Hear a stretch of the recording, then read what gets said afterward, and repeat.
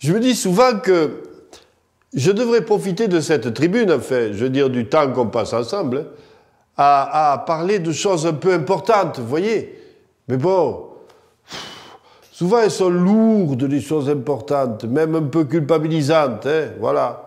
Et je sais bien que vous n'êtes pas venu là pour ça, quoi. Vous êtes venu pour vous déboutonner un peu le ventre, pour rigoler un bon coup, quoi. Hein? Eh ben oui, c'est pas toujours de trop dans la vie qu'on a. Allez, je sais ce que c'est, va. Les retraites, où est-ce qu'on va aller pour les vacances, le téléphone qui passe mal, bon, enfin, des emmerdes, quoi. Puis il y en a beaucoup qui viennent m'entendre parler du bon vieux temps. Et je le sais, ça, ouais, ben je le sais. Mais c'est vrai que j'en saupoudre souvent mes discours, hein, de cette douce nostalgie, là. Ouais, ben oui, ben j'en conviens. Je le renie pas, hein, je le renie pas. C'est ce que j'appelle le temps à grand-père. Voilà. Vu que on allait claquer la bise sur les joues râpeuses du grand-père, tu sais, hein, et qui nous prenait sur ses genoux et qui nous racontait des histoires, son enfance, oui, ou celle de son grand-père, enfin, va savoir, quoi. Voilà.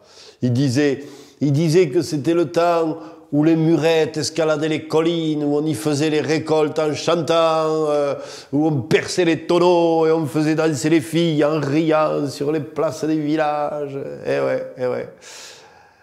Enfin, il nous parlait du temps où on mettait une assiette pour le pauvre, tu vois, et où on laissait la clé au-dessus de la porte pour celui qui avait besoin de rentrer. Et voilà. Enfin bon, faut être honnête quand même. Peut-être que le grand-père oubliait de nous parler du reste, ou que c'est nous qui l'avons oublié. Quand les récoltes étaient si mauvaises que la famine venait, tu vois. Il disait juste avec une petite voix, on n'avait plus rien à manger. Puis un silence, les yeux dans le vague. Ouais. Ce que je vais te dire, la faim, la guerre, les lois tordues qui te foutent dehors, et l'obligation de partir, tu vois, de quitter le pays. Alors il disait, pour faire fortune. Enfin, ça voulait juste dire pour bouffer, tu vois. Ou pire encore, pour faire bouffer les enfants.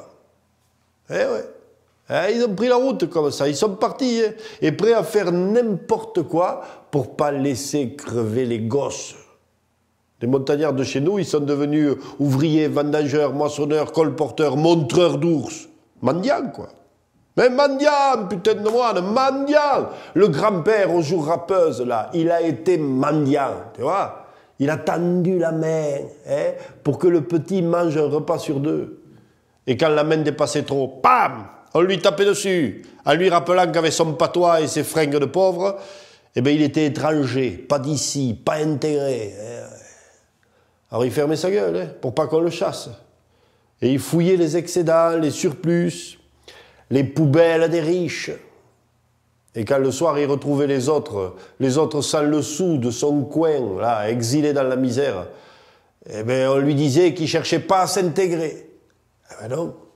Non, c'est vrai, il cherchait pas à s'intégrer, juste à faire manger le pitchou, quoi. Eh. Et voilà, et puis bon, là, la roue a tourné, quoi. Et nous, les fils des fils, on a des excédents, des surplus, des poubelles, on n'a plus faim. On a comme problème les retraites, les vacances, le réseau du téléphone. Et ouais, il y a une poignée de jours, il y a une centaine de pauvres types qui sont morts avec de l'eau de mer plein les poumons à quelques mètres de nos poubelles européennes. Voilà. C'est juste que c'était des futurs grands-pères, tu comprends? Aux jours râpeuses, qui auraient pu prendre leurs petits-enfants sur les genoux et leur raconter des histoires du bon vieux temps. Seulement eux, ils n'y sont pas arrivés jusqu'à nos poubelles. Et puis, il n'y avait pas la clé au-dessus de la porte. Il n'y avait pas d'assiette pour le pauvre. Voilà. C'est tout. Promis, va. On rigolera demain. Ou pas.